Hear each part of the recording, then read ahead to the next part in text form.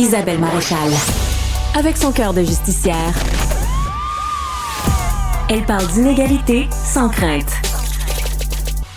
Quand je vous dis que mon chroniqueur Fred Bastien, YouTuber et créateur de contenu, c'est soit il n'y a pas de vie ou soit il se donne vraiment beaucoup pour cette émission, j'opte pour la deuxième. J'ai plusieurs vies. C'est ce qui me donne le temps de me donner pour cette émission, pour mon faramineux salaire. Fred, de Cube, t'as écouté la totalité des 3 heures du balado Rogan avec Donald Trump. Exact. Donc, j'ai fait ça pour vous, mesdames et messieurs. J'ai passé chaque minute à l'antenne de ce 3 heures de moments politiques historiques américains. Tu faisais d'autres choses en même temps, je sais pas, du lavage, de la bourse.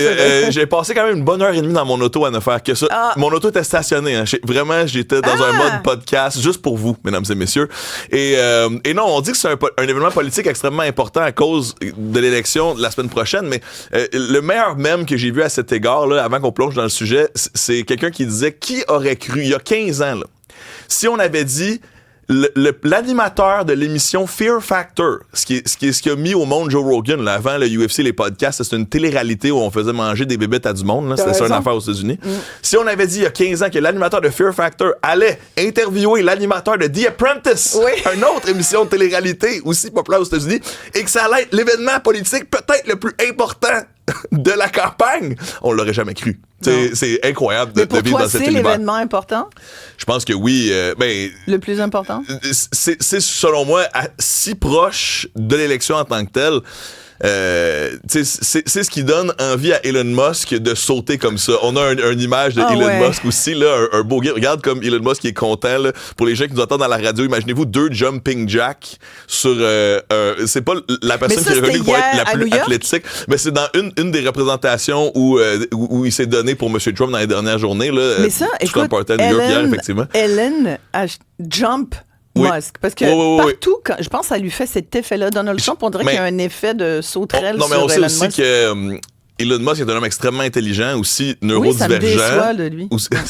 Aussi neurodivergent. Donc, peut-être qu'il a besoin d'apprendre certains codes sociaux là, parfois. Là, puis j'ai l'impression que le saut de joie en l'air, là, vous irez voir ça sur Internet, c'est peut-être sa manière de démontrer qu'il est heureux d'être présent pour Trump. Là, peut-être une façon supplémentaire de le montrer. Mais bref, ça donne quand même un look assez comique. Ouais. Sinon, si on plonge dans le sujet de l'entrevue, là, parce que pourquoi c'est intéressant? La première chose qui m'a frappé, là, moi, ça fait des années que je suis passionné de politique américaine, je l'ai entendu, Trump, là. On a rarement, sinon jamais, entendu Donald Trump avec ce ton publiquement. Parce qu'habituellement, on l'entend soit dans des rallyes, ou soit il invective des journalistes, ou soit il est toujours en réponse ou en représentation. Là, il est 3 heures assis avec un gars et il est calme. Ça, c'est rare qu'on voit Donald Trump qui... Il est peut-être quand même en représentation, mais il a l'air beaucoup plus, justement. Au bout de 3 heures, t'oublies que t'es en train de faire une entrevue, non? Oui, exact. Oui, totalement. Là. Puis, il a l'usure, là. Oui. Puis, c'est intéressant parce qu'on sait là, que initialement Joe Rogan n'était pas un fan de M. Trump.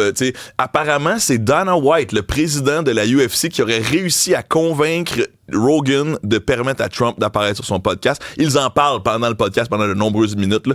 Puis on sent aussi que Trump, lui non plus, là, il est pas arrivé là non préparé. Là. Il y avait ses agendas, puis il essayait d'apparaître très positif à l'égard de Joe Rogan. Il sait que Joe Rogan est apprécié, donc il disait « Ah, toi, t'es un gars extraordinaire. Le UFC, c'est malade. » Il se met à parler du UFC, à quel point Trump a aidé le UFC au début en permettant des combats sur ses propriétés, blablabla. C'est Trump qui dit ça, oui, exact. Oui, il se vante tout le long, là, mais en connectant avec Rogan le plus possible.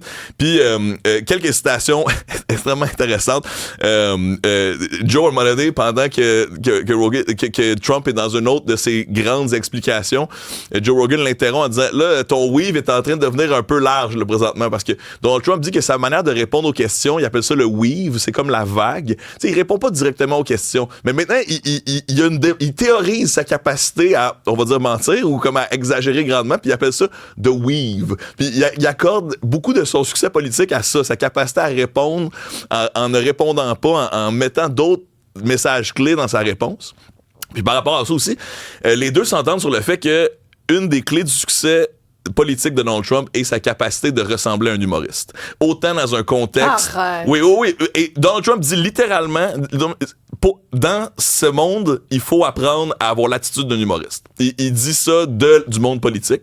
Puis on apprend quand même des choses. Tu sais, là, je sors les niaiseries, là, à un moment donné, Trump, il dit, j'aimerais être un psychiatre de baleine. Ça, c'est une vraie citation de Donald Trump. Puis là, je pourrais la faire virer en disant, il veut pas être président, il veut être un psychiatre de baleine. Mais non, c'était un commentaire par rapport à l'énergie éolienne. Ouais. C'est une longue histoire. Mais le point est quand même le suivant.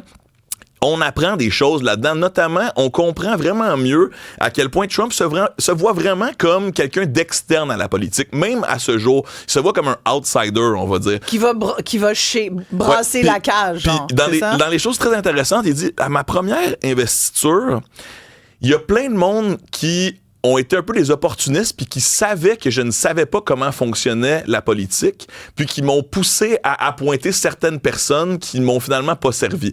Là, d'un côté, si on a eu Trump, on dit c'est parce que c'est un narcissique qui peut pas travailler avec personne, mais lui dit c'est vrai, là. Je ne connaissais pas la capacité de certains à être des politiciens de carrière, puis c'est ce qu'il essaie d'éviter, dit-il, dans sa prochaine administration. C'est vrai qu'il donne l'image de quelqu'un, bon, est-ce que c'est vrai sur le terrain? Je pense qu'il semble l'avoir démontré à plusieurs reprises, mais qui était quand même assez dictatorial dans sa prise de décision. Là. Oui, puis ça aussi, c'est tellement intéressant.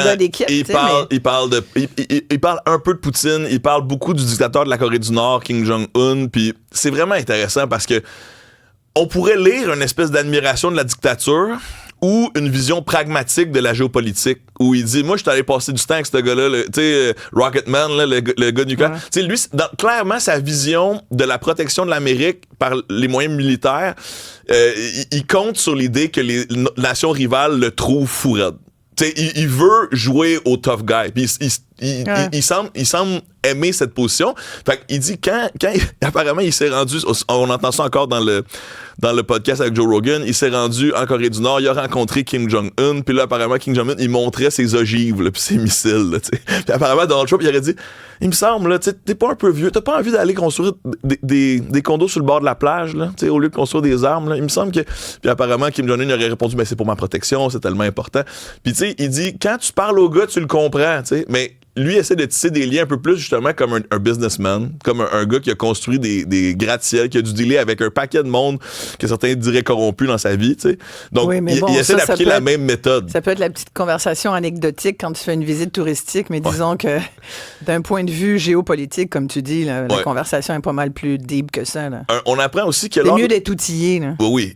Puis on apprend aussi que lors de la transition entre Obama et Trump, le premier terme, apparemment, il y a eu une discussion de plusieurs heures entre Obama et Trump lors de la passation de pouvoir, puis que certains prétendaient que ça s'est passé très rapidement, mais ils ont quand même pris le temps. Donc moi, j'aurais aimé être une mouche là, écouter cette conversation.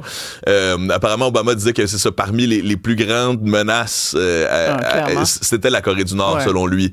Puis, là, on regarde pour l'Ukraine, là. On le voit pour l'Ukraine avec les 3000 soldats qui sont déployés. Ouais. Ça risque de peut-être être le début de la fin. Ouais. Un des moments aussi, Joe Rogan examine l'oreille de Donald Trump. Parce qu'on sait que aussi là, les gens qui sont blessée dans la blogosphère puis qui suivent Joe Rogan, on n'est pas à une conspiration près. Même Joe Rogan le sait, il parle d'extraterrestres tout le temps. On fait des blagues sur le fait.